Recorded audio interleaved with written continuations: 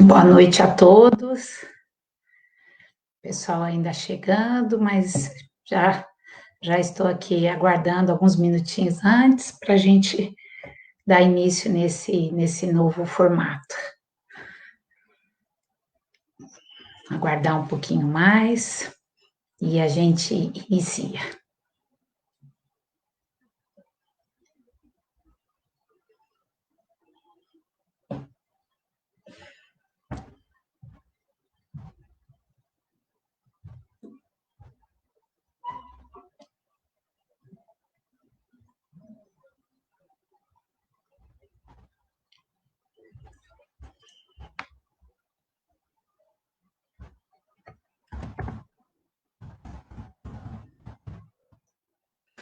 Boa noite, Lilian, Tati. Bom vê-las por aqui.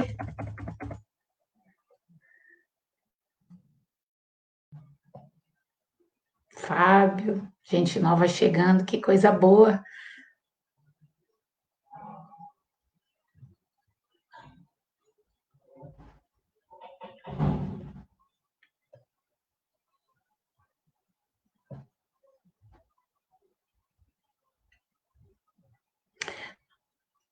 Deixa dar 8 horas, a gente já inicia. Ótimo. E aí o pessoal vai chegando e vai fazendo parte do nosso estudo. Olha, é um prazer estar aqui nesse novo formato. É a primeira vez que eu estou fazendo a live. Nós tínhamos um grupo. Esse grupo era um grupo fechado que estudávamos lá no centro. Estávamos estudando as obras de André Luiz, estávamos no terceiro livro, terminamos Missionário da Luz, e aí houve uma sugestão que a gente pudesse estudar o Transição Planetária. O grupo todo concordou, se interessou, mesmo porque é um assunto muito atual e gera muita curiosidade. E aí nós iniciamos, então, toda quinta-feira, neste horário, nós nos reunimos para estudar este livro, tá? Que é psicografado por Divaldo Franco e ditado pelo espírito Manuel Filomeno de Miranda. E aí o Fred falou, Estela, vamos abrir para as outras pessoas, vamos entrar nesse formato. E aqui, cá estou.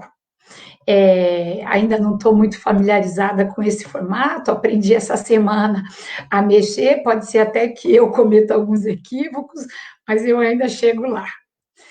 Então, eu vou fazer hoje uma breve apresentação do breve resumo para o pessoal que está chegando, para depois a gente dar continuidade. Mas, como de costume, nós vamos iniciar pela nossa prece. Aí eu queria combinar com vocês o seguinte: para que eu não deixe de responder nenhuma pergunta, e à medida que eu for falando, vocês podem estar anotando, e depois que eu terminar, eu vou parar um pouquinho antes, para que vocês possam fazer as perguntas pelo chat. E aí eu vou respondendo, posso até compartilhar, e eu não deixo de responder, porque se for perguntando durante, pode ser que eu perca alguma pergunta e não responda, tá? Então a gente podia pensar dessa forma. Vocês podem anotar aí, caso queiram saber exatamente daquele ponto, e depois façam as perguntas pelo chat, a hora que eu parar um pouquinho, aí eu pretendo responder todas. Se eu esquecer de alguém, vocês, por favor, me chamem, tá bom? Então, vamos nos colocar em atitude de prece. Eu vou colocar uma musiquinha, nós não temos alma canta aqui, né, Amável? Então, a gente vai colocar um aleluia aqui, para a gente colocar em conexão com os nossos amigos espirituais.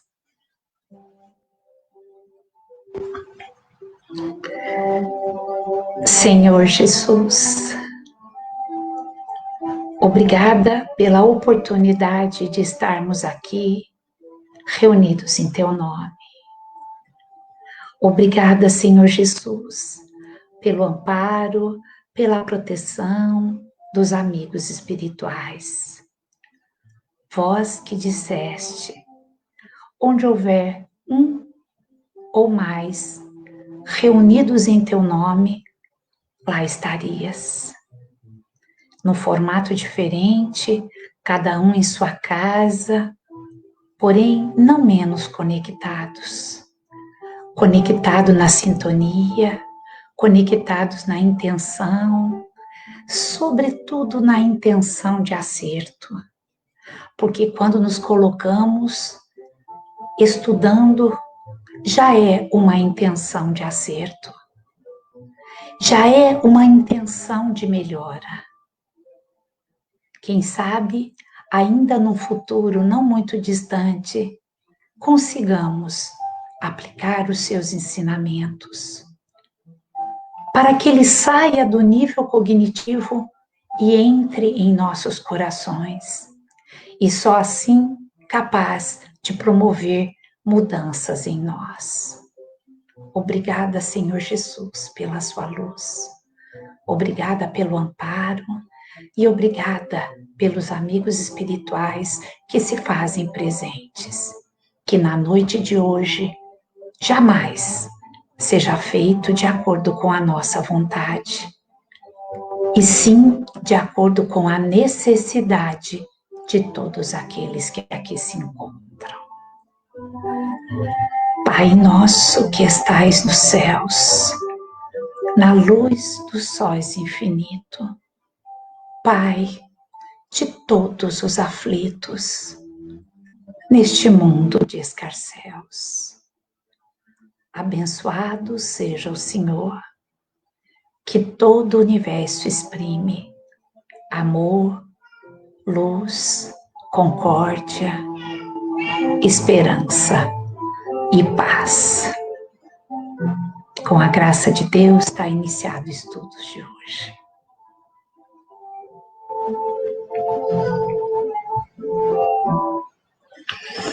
Então, como eu havia prometido, a gente vai fazer um breve resumo para entender em que consiste esta obra.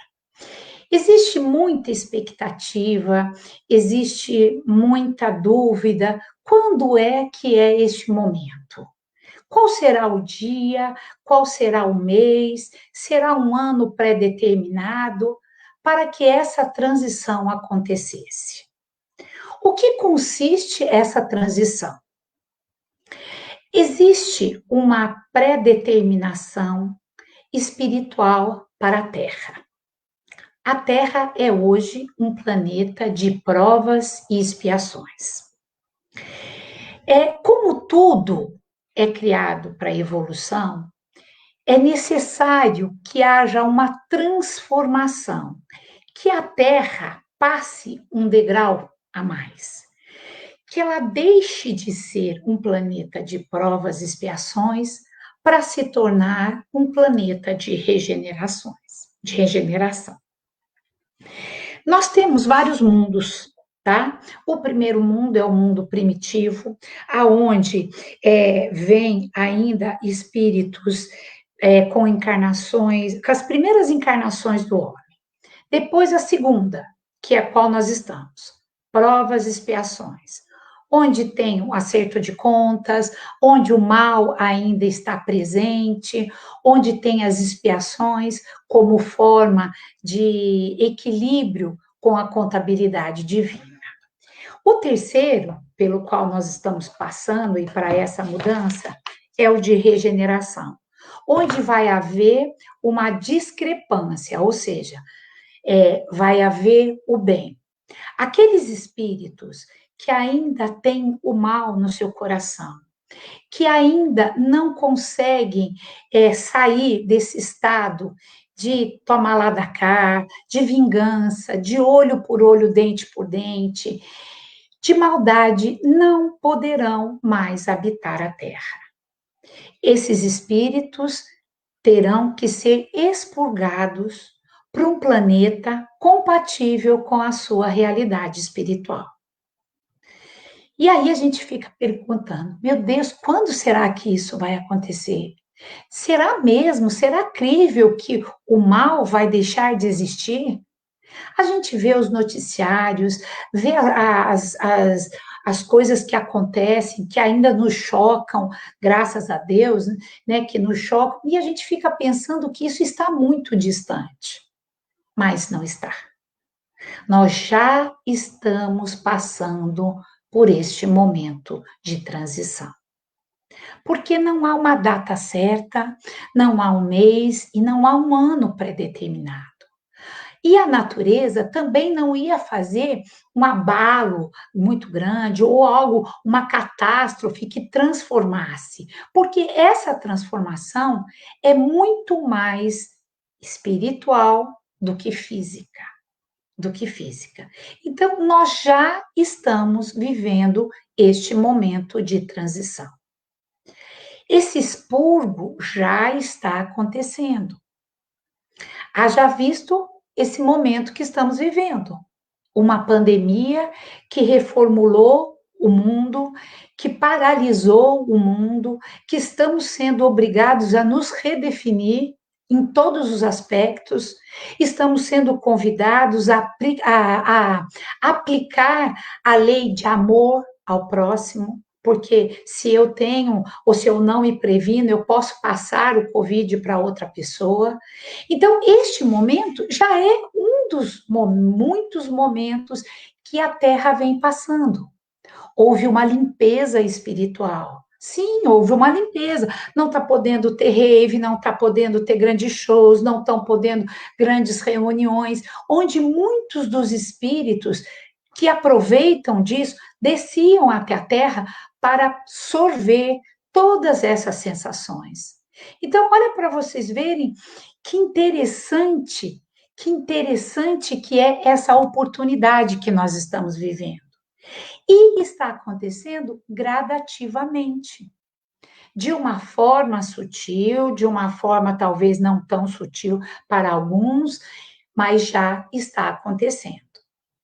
Então, este livro que foi psicografado, ele vai ser dividido em 3 partes.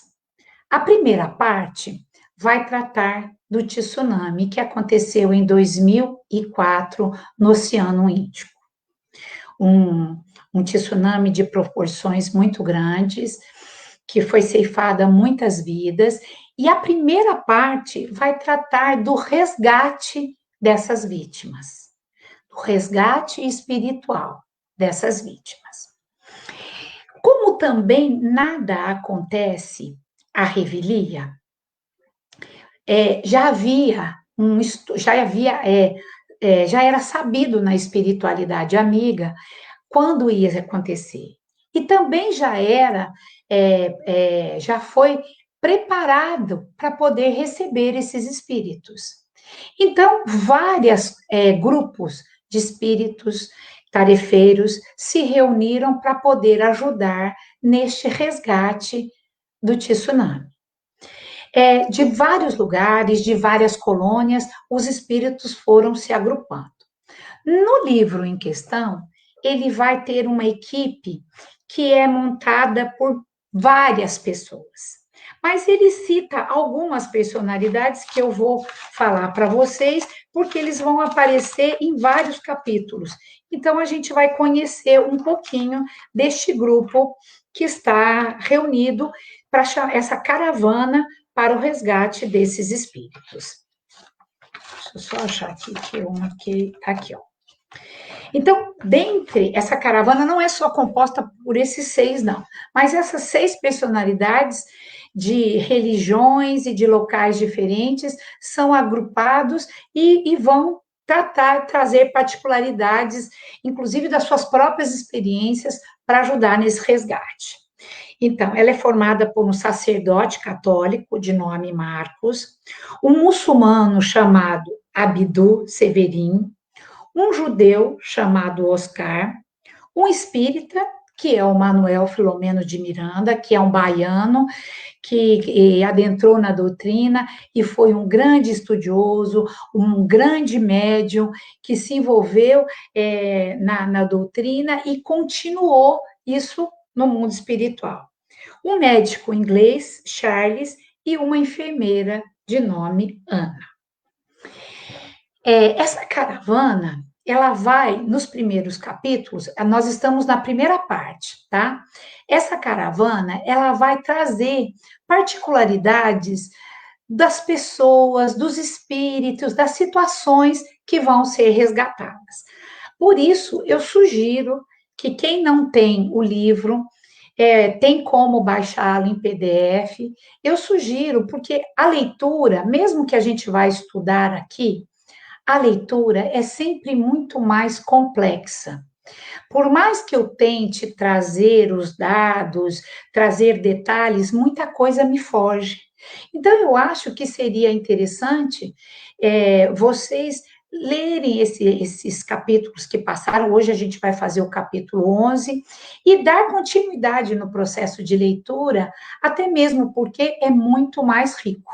Como um filme que a gente vai ver, a gente lê o livro é muito mais rico, muito mais cheio de detalhes do que um filme, que tem um tempo, que não pode estar trazendo muitos desses detalhes. Então, existe uma dificuldade muito grande para este resgate. Por que, que há uma dificuldade muito grande? Primeiro, o desencarne de espíritos que, de uma forma rápida, é mais difícil do que o desencarne de alguém que está doente. Por uma questão óbvia. Alguém que está doente, que está acamado, ele já vai se preparando. A ideia da morte, a ideia da desencarnação, mesmo que não se conheça nada de espiritismo, mesmo que não se estude nada de vida pós-morte, ela já está presente, porque é uma consequência. Até mesmo aqueles idosos, que às vezes nem estão doentes, mas que caminham para um desgaste natural do seu físico, porque a máquina vai falhando, a máquina humana vai ficando doente. Então, isso é mais natural. Mas alguém que sofre um acidente, alguém que passa por uma experiência como essa, que é o tsunami, e que tem a vida ceifada de uma forma rápida, agressiva, dura, é muito difícil esse desprender. Por que é muito difícil? Primeiro, nós temos espíritos extremamente materialistas. Temos espíritos extremamente distantes de Deus. Então, toda essa situação torna mais difícil esse resgate desta caravana, que vem buscar esses espíritos, que também tem que se deparar com uma situação de vampirismo, porque tem os espíritos que desencarnaram pelo tsunami, e tem os espíritos que já se encontravam desencarnados, mas que vêm aproveitar do fluido vital daqueles que acabaram se desencarnados, que acabaram de desencarnar. Esse fluido vital é como se eles ceifassem, não, sorvessem a vida, o dom da vida. Então, muitos espíritos desencarnados brigam por suas presas. Ao desencarnar, como uma força atrativa, eu atraio espíritos da mesma qualidade moral minha.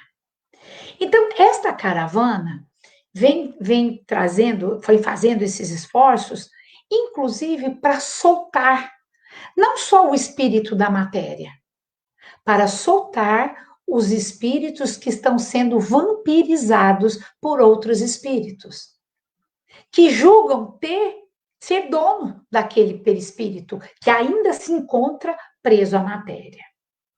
Então, os quadros narrados são realmente muito impressionantes. A gente não faz ideia e quão grande é o trabalho desta caravana e de outras que nós não conhecemos, mas para poder conseguir esse trabalho. Tem também alguns espíritos que são narrados no livro que perderam a forma física e apresentam-se como lobos. E eles chamam esse fenômeno de licantropia. Outros permaneceram tanto tempo no mal que também perderam a forma e parecem outros animais. Então, esses espíritos todos, ou em formato de lobo, ou em formato de outros animais estão à caça literalmente, como animais famintos, buscando esse tipo de fluido. Então, como se não bastasse, aqueles que desencarnaram, que ainda não sabem a sua própria situação, tem também os espíritos que competem com as presas, competem, disputam e tem que tentar se afastar. Então, o trabalho é exaustivo, cansativo, porém está sendo feito com muito amor por essa caravana, que a cada dia vem trazer um relato, vem trazendo uma informação para o resgate. Então, vocês vão ter mais detalhes sobre os capítulos, sobre esse tipo dessa libertação, porque a gente sabe que ao desencarnar, o espírito fica liberto. Mas para que aconteça essa libertação, porque enquanto estamos encarnados, estamos presos a uma série de fatores que nos tornam literalmente encarcerados. O espírito desencarnado, não. Mas para se encontrar liberto, eles têm esse trabalho todo. Essa equipe, ela montou um pronto atendimento para o resgate imediato, para depois eles serem encaminhados às colônias e serem atendidos. Muito similar ao que aconteceu com André Luiz em Nosso Lar, que teve um tempo no umbral, depois foi resgatado e foi levado para a colônia Nosso Lar, aonde ele foi atendido. Então, os espíritos, foi feito esse posto de atendimento para colocar os espíritos libertos, que foram desvinculados, que conseguiram sair, se libertar do seu corpo físico, deixados nesse pronto atendimento, para depois ser encaminhado para as colônias e ser atendido como um próprio hospital, porque nada mais é que um hospital, um pronto-socorro.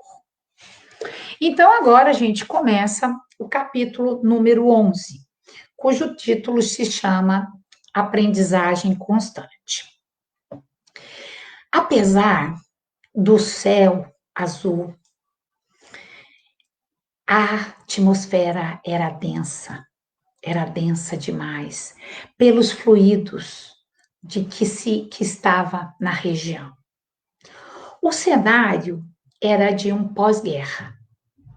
Árvores caídas, construções destruídas, pessoas tentando mexer nos escombros, totalmente aturdidas, buscando familiares, conhecidos, buscando, muitas vezes nem sabendo o quê, porque imagino que passar por um tsunami, e o livro deixa bem claro isso, aqueles que sobreviveram estão tão quanto perdidos aqueles que desencarnaram. E neste cenário, aparece uma senhora e ela dirige ao mentor espiritual, uma senhora que tinha um tipo físico típico de uma senhora europeia. E ela chega ao mentor espiritual buscando ajuda. Ela fala: olha, eu tenho um neto de 25 anos que visitava essa região constantemente com os seus amigos em busca de prazeres que essa região propiciava. Ela fala ainda que o neto tinha 25 anos, tinha um porte atlético, era um surfista e que, apesar do seu caráter vil, era seu neto. E ela buscava ajuda. E ela ficou sabendo que aquela caravana estava nesse trabalho de resgate e já tinha conseguido muito sucesso. Então, que ela veio pedir em benefício deste neto. que na hora do tsunami se encontrava no Hotel X e que foi arrastado junto com ele. E que agora ele foi, depois de dias, encontrado e que ainda está com vida. E aí, Dr. Charles, que naquela situação era o mentor que estava cuidando, ele fica escutando a história e se aproxima do jovem. Esse jovem, ele não só ia até esta região em busca com seus amigos, em busca de prazeres, como ele também atraía muitas jovens, como foi dito, pelo seu próprio tipo atlético. Viciado em drogas químicas, ele não só atraía essas jovens, como também as colocava no vício. E aí, ele fazia promessas para essas jovens. Muitas novinhas, ingênuas, em busca de novas emoções, se deixavam ludibriar, se deixavam enganar. E essas jovens eram levadas para o país e para outros países pelo qual ele transitava, com promessas. Há um tempo atrás, eu não vou saber quanto tempo isso, houve uma novela na Globo, numa situação muito similar. As jovens saíam daqui do Brasil com promessas de carreira de modelo, com promessas de uma carreira de sucesso, e eram levadas para serem escravizadas sexualmente. Esse jovem prometia essa vida fantasiosa, essa vida cheia de um sucesso ilusório, colocavam essas jovens na droga e quando elas chegavam ao lugar de origem, ele retirava o passaporte, dizendo que elas teriam que pagar para tê-los de volta e teriam também que pagar por todas as despesas até então. Então, era uma forma indireta dele poder escravizar. A situação não era uma situação assim que aconteceu, ele foi se deixando levar. Não, ele se envolveu nessa situação porque ele realmente tinha esta intenção de escravizá-las, de usufruir do prazer, de comercializar essas moças, porque elas eram comercializadas, o sexo era comercializado. Então, imagine a situação. Jovens, muitas ingênuas, acreditando em falsas promessas, ele envolvente nesse porte atlético, com dinheiro fácil, atraindo. Então, esta era a situação dele. E como bem disse a avó, mesmo com tudo isso, ele é meu neto. E quando a gente ama, quando a gente tem uma afeição, um ente familiar, a gente entende. Ninguém estava lá para criticá-lo. Ninguém, embora ela mesma percebe que a situação dele era muito difícil. Mas a situação dele não era difícil só fisicamente. Ele está embaixo, ele foi encontrado depois de vários dias embaixo dos escombros. Nessa situação, ele teve muita ausência de muita coisa, de comida, de água, e junto com tudo isso, ele teve 2 paradas cardíacas. Essas paradas cardíacas fizeram uma anóxia no seu cérebro. Então, a situação física dele era muito grave. Muito, muito, muito grave. Que de cara o mentor espiritual percebeu que não teria como ele voltar à vida que tinha. Mas a situação física, que era muito difícil, era também difícil espiritualmente. Porque vocês lembram que quando eu falei que alguns espíritos ficavam competindo com as suas presas? No caso em questão, nós temos espíritos competindo com esse jovem, desencarnados, que querem fazer justiça com as próprias mãos. Essas moças, ludibriadas, levadas por esse caminho, levadas para o comércio do sexo, também tinham familiares. Esses familiares desencarnaram. E ao desencarnar, eles foram em busca de vingança. Eles queriam fazer justiça com as próprias mãos. Eles tinham pressa, e dois deles, aliás, tinham vários, mas dois deles estavam tentando acelerar o seu processo desencarnatório. Por quê?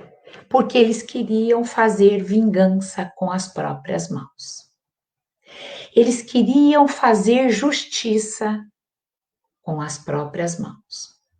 Esse sentimento de vingança, que muitas vezes habita o nosso coração, achando que ao fazer a justiça, ao devolver o mal pelo mal, nós vamos conseguir aliviar a nossa dor. Mas é um grande engano. Quanto tempo nós passamos, quantas reencarnações nós tivemos neste jogo de vingança? Neste jogo de ele fez, agora eu tenho que devolver, ele precisa pagar, ele precisa sofrer tudo o que eu sofri, e atrasamos o nosso processo evolutivo através dessa sintonia de vingança. Então, esses espíritos estavam tentando acelerar o processo desencarnatório dele. De que forma isso é possível? A doença, ela nasce primeiro no psíquico. Tudo o que acontece no meu perispírito resvala no meu físico. Então, eles estavam bombardeando esse moço, agredindo com palavras, agredindo com chibatadas, porque ele estava praticamente liberto do corpo. Ele já estava em coma. Ele teve várias paradas cardíacas, ele teve anóxia, ele lesou uma boa parte do cérebro e ele estava, sobretudo, extremamente aterrorizado. Extremamente assustado. Então, imagine, vítima do tsunami, sofreu todas aquelas consequências embaixo dos escombros, demorando para ser encontrado e sofrendo esse tipo de perseguição, porque ele não tinha a lucidez de que estava ou não desencarnado, de que estava vivo. A linha entre estar desencarnado e encarnado é muito próxima.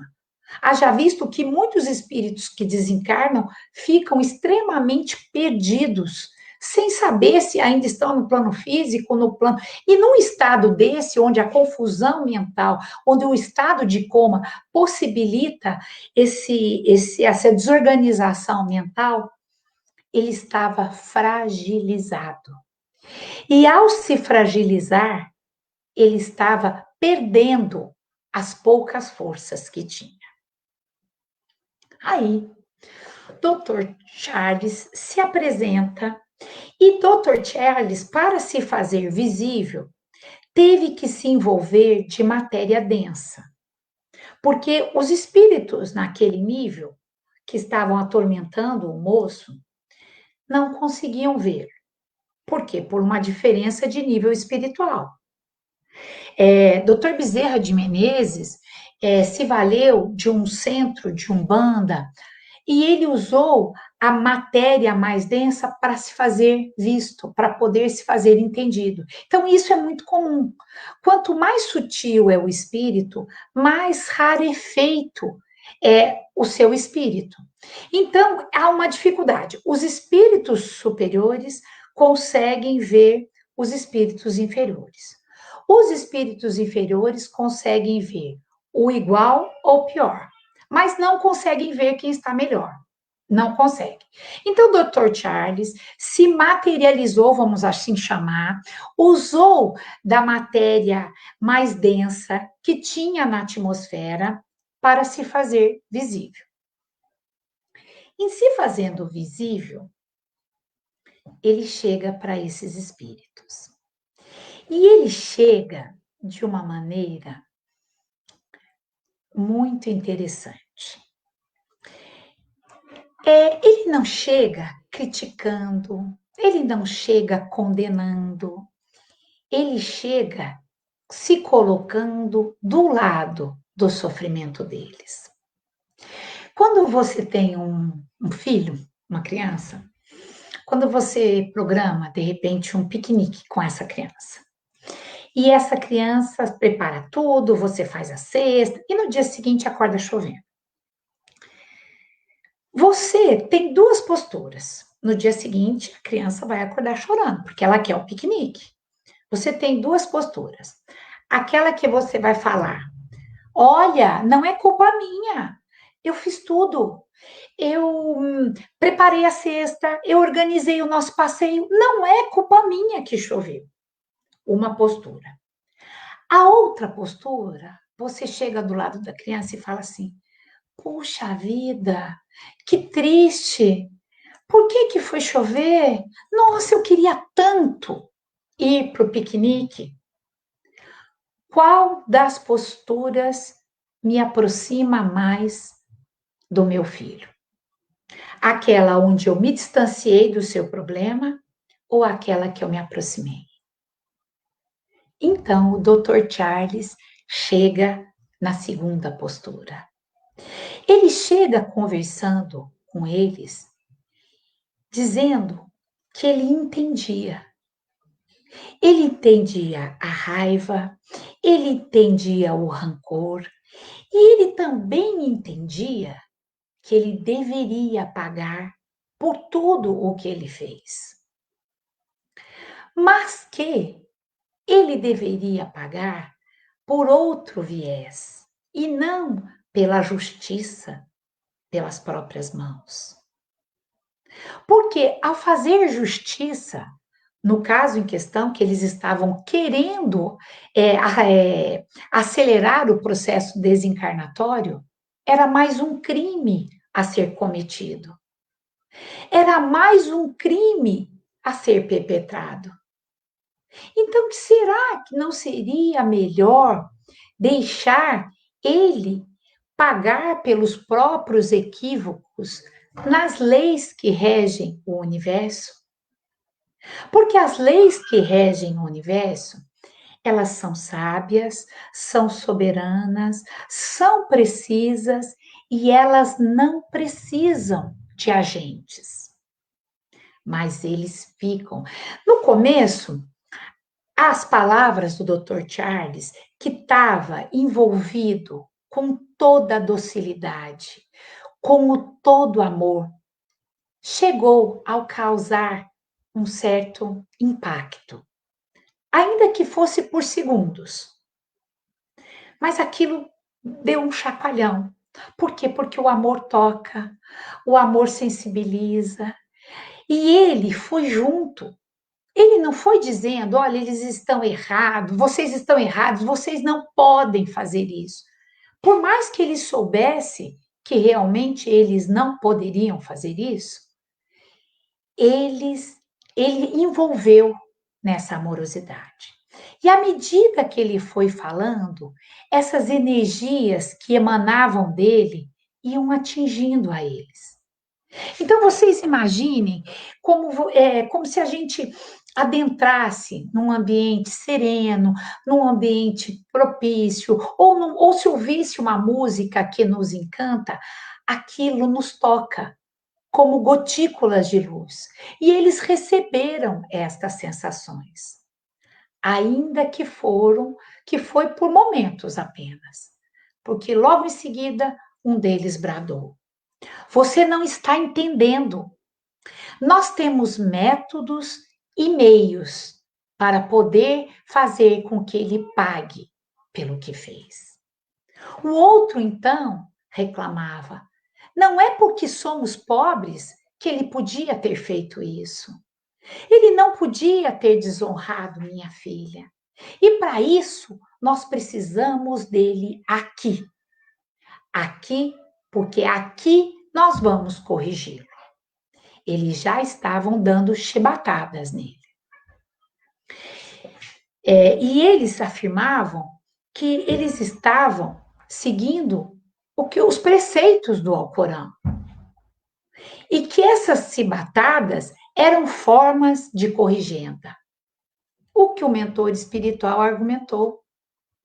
No Alcorão também se diz da importância da amorosidade, do amor, da misericórdia. Porque eu devo agir com ele como eu gostaria que agisse comigo. Qual de vocês não cometeu pecado? Qual de vocês não tem delitos?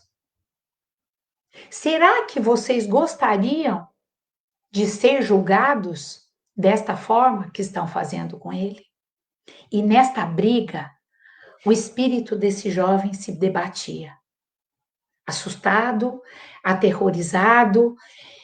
E aí, quando o Dr. Charles percebe que não há outra forma, ele se envolve mais ainda, silencia, faz uma prece e ele consegue. Os dois espíritos sofrem um torpor que são amparados por Ana e eles caem dormindo. E aí Dr. Charles consegue o desligamento deste jovem com esses espíritos. Esses espíritos são levados para também um posto de atendimento. E este jovem volta com outro torpor pelo corpo. Muito similar quando nós, muitas vezes, dormindo, nos desprendemos e depois voltamos. Tem um certo choque. Ele tem um choque para voltar para o corpo, uma convulsão, e ele será atendido. O Dr. Charles diz, ele sobreviverá. Sobreviverá de que forma? Passará muito tempo em vida vegetativa. Voltará para o corpo, porque não era ainda o momento dele, e ele vai ter uma vida vegetativa, para que ele possa pensar, refletir, analisar, sentir a importância de um processo reencarnatório. Porque o corpo vai ficar debilitado, mas o espírito fica consciente e preso àquele corpo.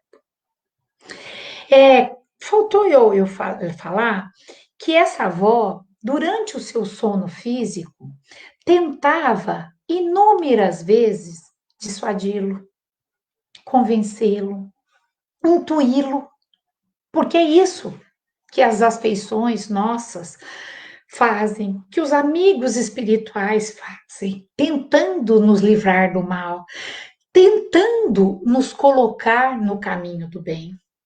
Mas nós temos o nosso livre-arbítrio, temos a nossa livre escolha. E ao me libertar do corpo, quando eu deito para dormir, eu vou me encontrar com espíritos afins. Então, muitas vezes a avó tentou pôr no caminho certo, mas as sugestões desta avó nunca foram atendidas, nunca foram sequer ouvidas. É como se tivessem em patamares muito diferentes. Não conseguiu atingi-lo. E ele também não tinha a intenção de mudança. Então, vocês podem, e o mentor, o autor espiritual, Manuel, pergunta para Charles se é possível acelerar o desencarne. E ele responde: muito mais do que você pensa. Porque se a doença nasce no meu psíquico, se o meu psíquico é constantemente assediado, bombardeado por emanações fluídicas nocivas, por palavras que me colocam para baixo, por cobranças, isto vai me fragilizando. E do meu perispírito eu vou somatizando no meu psíquico, no meu físico. E aí vai acontecendo a degeneração das células, vai acontecendo uma doença, um mal-estar no órgão, um problema no fígado, um problema no rim. Por quê? Porque eu me fragilizei enquanto psíquico, o meu espírito. Então, esses espíritos que estão atrelados a ele, por uma questão vibratória, por uma questão de cobrança, por acerto de contas, queriam este processo, mas não foi permitido.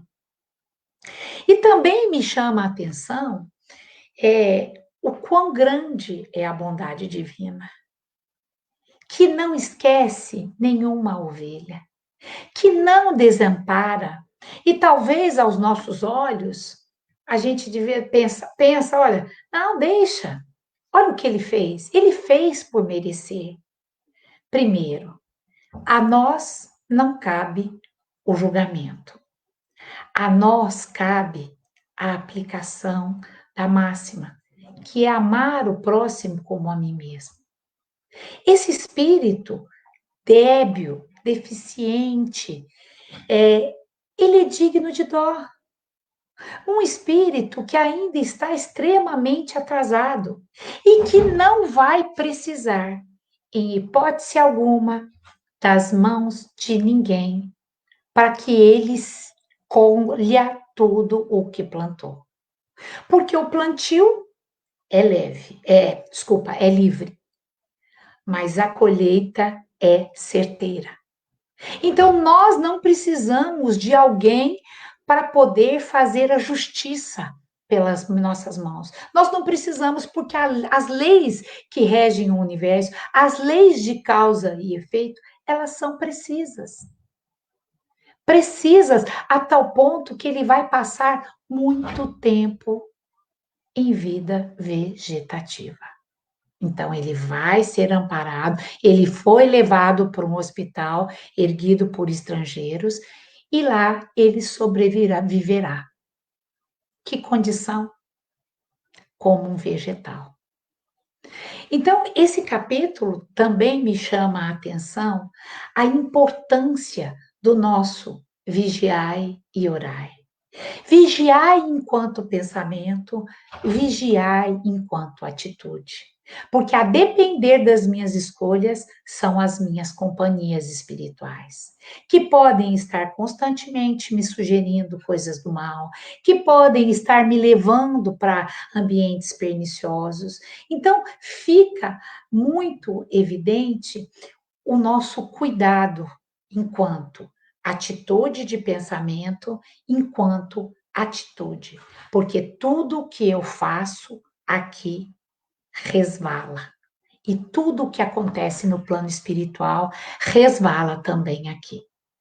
Então, assim, às vezes a gente fica pensando que essa cobrança, essa coisa, não iria atingir. Eles estão em planos diferentes.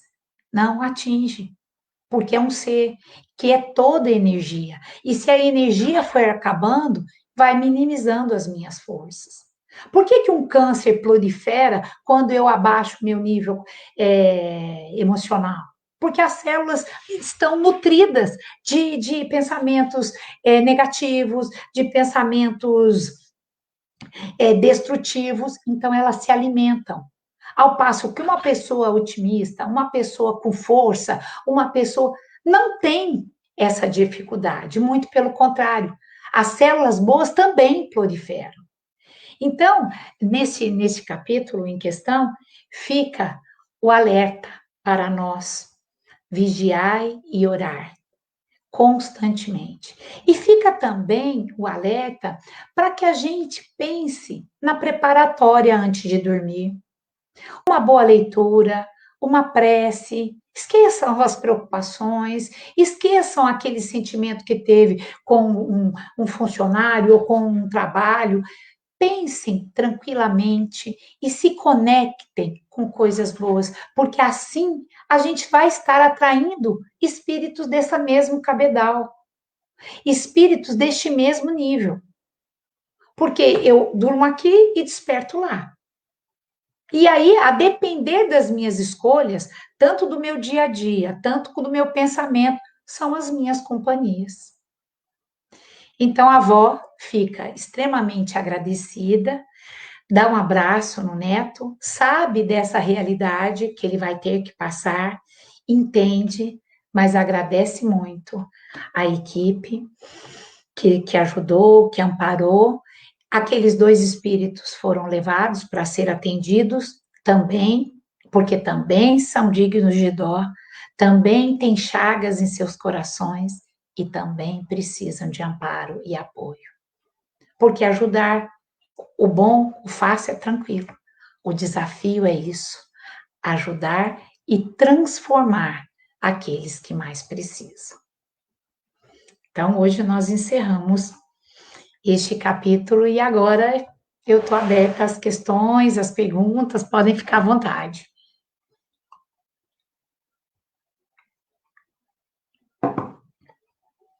Será que tem alguém que quer perguntar alguma coisa, comentar? Se quiser comentar, é bem-vindo.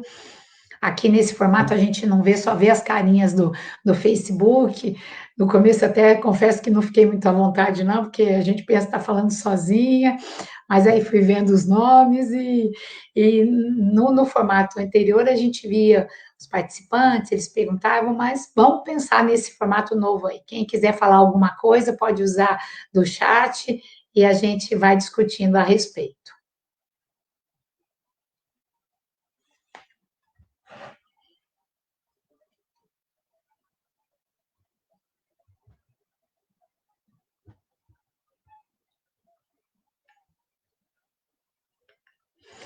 Não precisa ficar constrangidos, não. Perguntas é sempre bem-vinda. Comentários enriquece ainda mais. Se tiver alguma particularidade, se tiver algo que queira acrescentar, quem já leu, quem não leu, podem ficar à vontade. Eu sei que a gente, né, nesse formato, inibe um pouco, mas enfim, torna até o grupo mais dinâmico, em vez de só eu falar.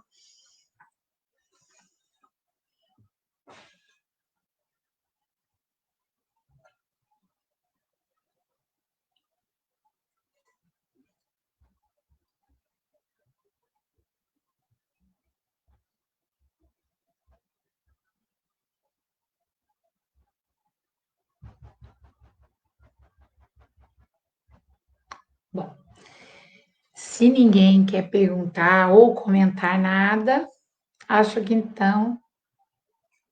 Ah, obrigada, Lília. Não sei se para que vocês que pegaram, que chegaram agora, deu para entender um pouquinho do livro, deu para, ou se sentiram muito perdidos. Como é que foi? Não sei se já alguns já leram o livro. E aí fica ainda a sugestão que eu fiz no início. Seria interessante, tem em PDF, é facinho de achar na internet. Quem quiser ir acompanhando. Ai, que bom, Lilian. Aí, ó, foi muito esclarecedor. Que ótimo. É assim, como eu falei, o livro é recheado de muitos detalhes. Então, os 10 primeiros capítulos, cada um é uma história. Nós vamos tentar fazer aqui um capítulo por noite. Vamos ver se a gente consegue.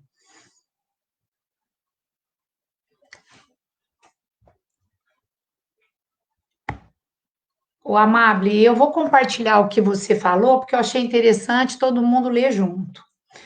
Muito interessante suas colocações. No livro Horizonte da Fala, tem uma parte que diz que existe os vigilantes de Deus, observando e orando em favor do rebanho inteiro, para que os lobos caiam nas suas próprias armadilhas. Nossa, olha aí que coisa boa. Nós temos os vigilantes, nós somos extremamente amparados, nós somos extremamente, recebemos as sugestões do bem. Muitas vezes nós nos fechamos com essas sugestões, ficamos com o guarda-chuva aberto, esquecendo de nos colocar abertos para receber. Porque você vê, olha o empenho, olha essa avó que queria voltar o neto no caminho do bem, que tentava falar com ele. Olha esses outros espíritos que fazem parte da caravana e que também tentaram. Realmente, Amable, esse livro eu não conheço que você colocou, mas a gente não faz ideia o quanto nós somos amparados.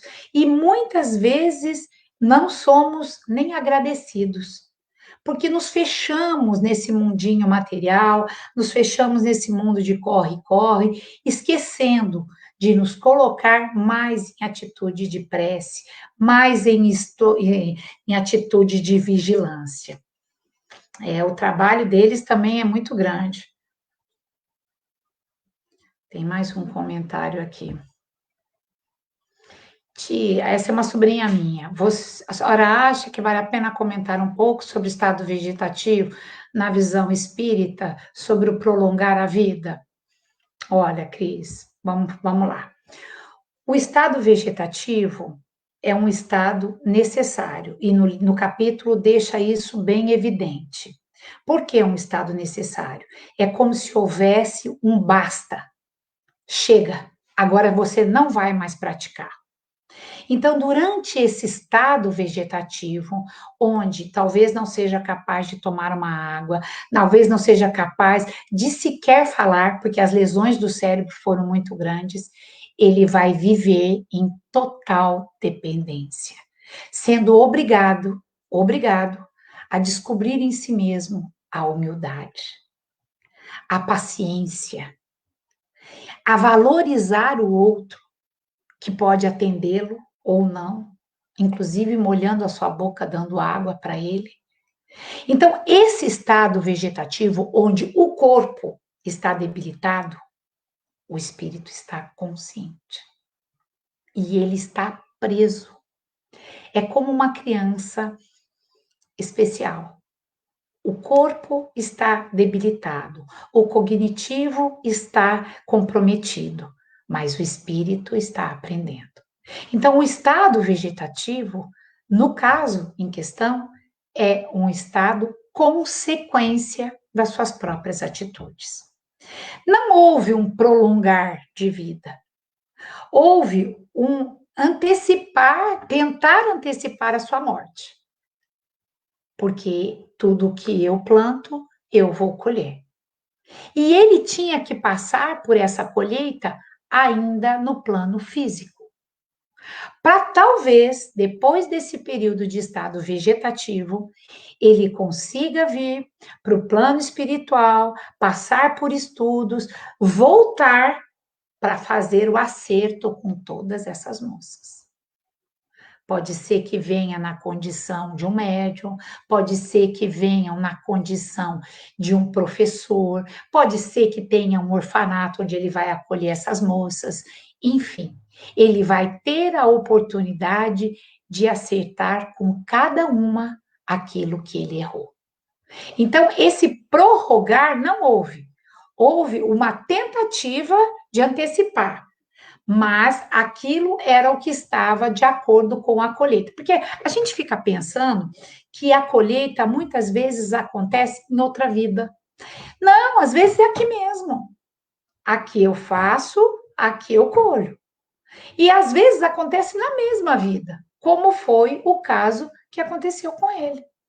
Às vezes eu não preciso de uma outra vida para já iniciar o meu processo de acerto de contas. Então, no caso dele, esse processo de acerto de contas já começou, com 25 anos. Então, provavelmente, um espírito. Ah, uma outra coisa que faltou eu falar. Essa cobrança de justiça pelas próprias mãos, na nossa visão, é limitada. Então, eu consigo analisar que ele pegou a minha filha, fez dela uma prostituta, comercializou o seu corpo, mas eu não consigo abrangência para entender as outras encarnações. Então, a minha visão é limitada, ela é muito limitada. Por isso que não compete a nós fazermos justiça, porque ele plantou, mas elas colheram. Porque a lei que rege o universo, ela é certeira. Não existe injustiça na justiça divina. Então, para nós, podem ser que eram moças que foram injustamente ludibriadas, mas não para os preceitos divinos. As leis que regem o universo são precisas. Então, ele plantou, ela colheu. Cris, não sei se eu consegui esclarecer a sua dúvida. Nossa, eu vou ler esse livro, Amábia. O livro que ela citou é Horizonte da Fala, de João Nunes Maia, pelo espírito de Miranês. Nossa, vou ler. Não, não conheço, nem tinha ouvido falar. Cris, respondi sua pergunta?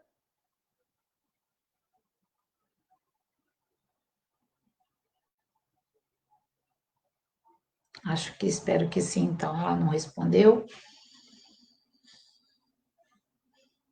Ah, que bom. Gente, então, se não temos mais perguntas e nem comentários, podemos passar para a nossa prece final.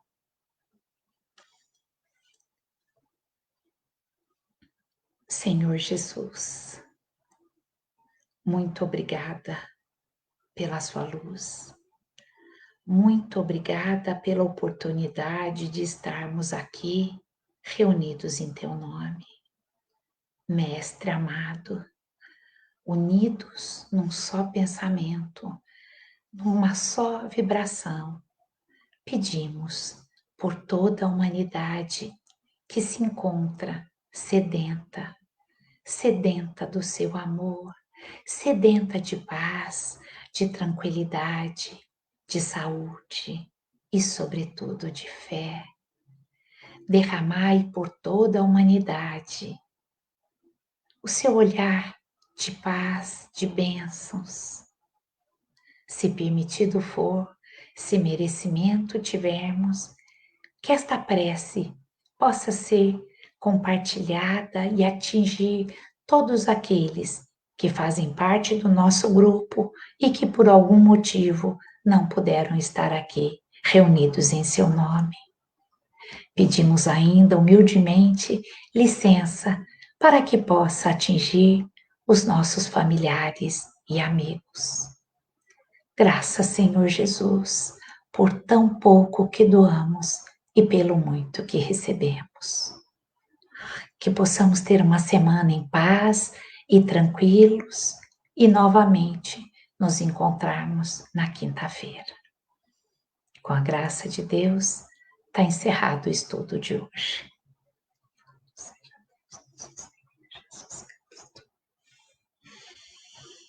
Boa noite a todos, viu? Até quinta.